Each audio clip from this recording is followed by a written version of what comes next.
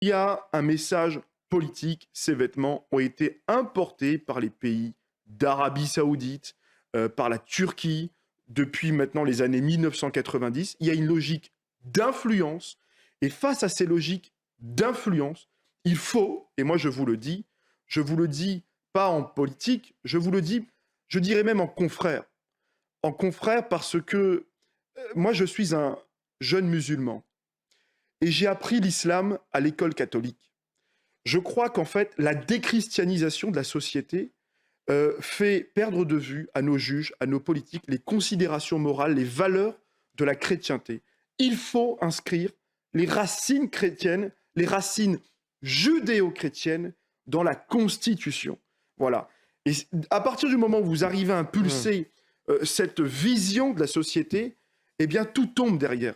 Alors, Tous les extrémismes, ça, tous ceux qui veulent nous diviser vont tomber. est-il un symbole du séparatisme selon vous? Oui, c'est un symbole du séparatisme. Il y a effectivement un combat politique à porter.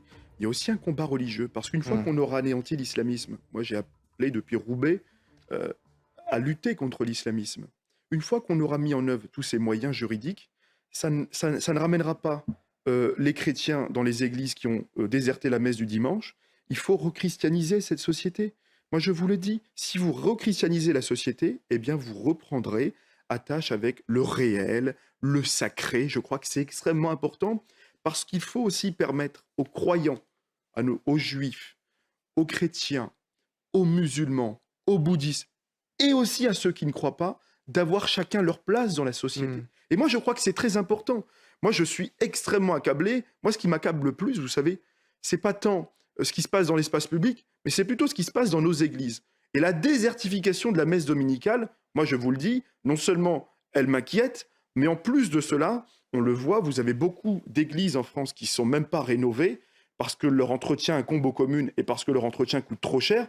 Moi, ce qui me sidère aujourd'hui dans ces débats de société, c'est qu'on ne veut pas aller plus loin que le simple fait de société qu'on nous met devant nous. Ce n'est pas qu'un fait de société, c'est une provocation. Et cette provocation politique, elle se sert, elle est nourrie notamment des carences de l'État, des carences dans ce que nous sommes, dans le renoncement collectif et le renoncement général de la société française.